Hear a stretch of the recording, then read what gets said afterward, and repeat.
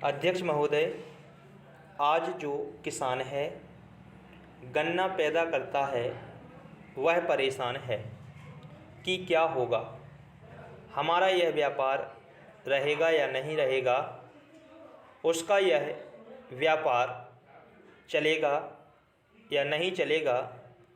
एक तरफ तो यह कहा जाता है कि किसानों को गन्ने की ज़्यादा कीमत मिले, हम किसानों की सहायता करना चाहते हैं और किसानों से हम यह आशा करते हैं कि वे अधिक पैदा करें। लेकिन दूसरी तरफ किसानों को जो मिलने वाली चीज़ें हैं उन पर नए कर लगाए जाते हैं। केवल केंद्र सरकार ही नहीं बल्कि राज्य सरकारें भी कर लगाती रहती हैं।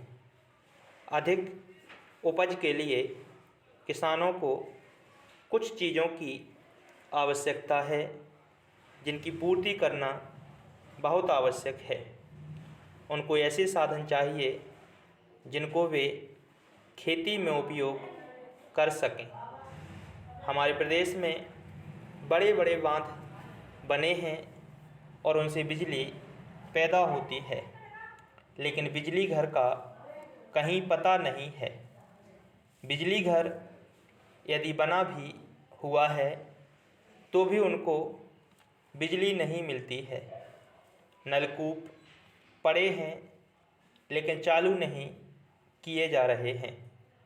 जहाँ पर बिजली पहुँची भी है वहाँ के किसान हैं वे भी दर दर की ठोकरें खाते फिरते हैं, लेकिन उनको बिजली नहीं मिलती है। बेचारे किसी तरह से कर्ज लेकर डीजल पंप खरीदते हैं और उससे वे काम चला रहे हैं। लेकिन अब सरकार ने डीजल तेल पर भी कर बढ़ा दिया है। इसका नतीजा यह होगा कि उनके पंप पड़े रह जाएंगे। फिर आपको कहाँ से अन्न मिलेगा? आप किसान से यह आशा करते हैं कि वह अधिक अन्न पैदा करके आपको दे, उपज बढ़ावे, लेकिन जो साधन हैं उन पर आप कर लगाते जा रहे हैं। किसान पर आप इतना बोझ डालते जा रहे हैं कि उनके प्रयोग को ही वह भूल जाएगा। खाद की भी बात की जाती है।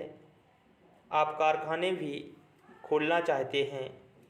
दुनिया के जो बड़े बड़े देश हैं उनको आप निवेदन कर रहे हैं कि यहाँ आकर के खाद के कारखाने खोलें और खाद पैदा करें। क्या खाद आप इसलिए पैदा करना चाहते हैं कि किसान उसको ले जाए और उसकी फसल भस्म हो जाए? कारण यह है कि उसको समय पर पानी तो मिलेगा नहीं। अगर पानी नहीं मिलेगा तो खाद किस काम आएगा? इसलिए आवश्यकता इस बात की है कि उसे पहले पानी दिया जाए। अध्यक्ष महोदय, मैं आज एक ऐसे विषय पर बोलने जा रहा हूँ जो देश के सामने एक बहुत बड़ी समस्या बना हुआ है। आजकल कृषि पर बहस चल रही है।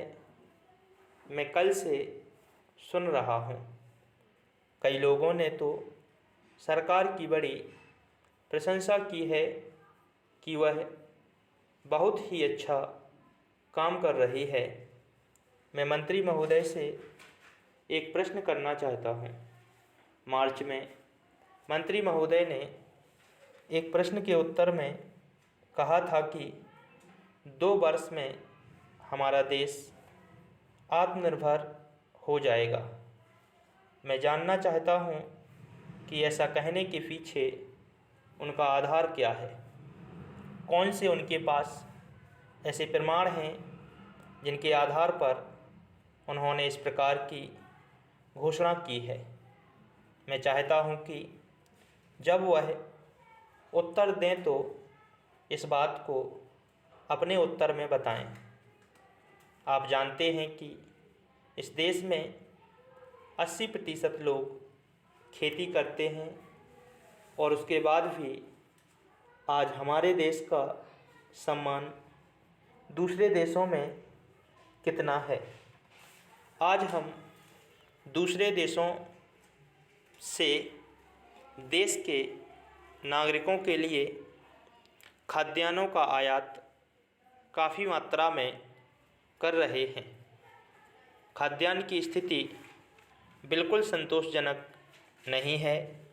देश में जहां लोग 80% खेती करते हैं, हम भोजन के मामले में भी आत्मनिर्भर नहीं हुए हैं। इसके कुछ कारण हैं।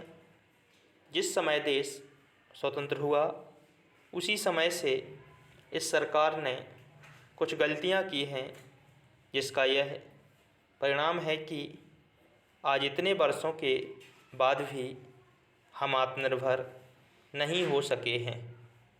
उसका सबसे बड़ा कारण यह है कि अपने देश में पहला स्थान खेती को ना देकर उद्योग को दिया गया है।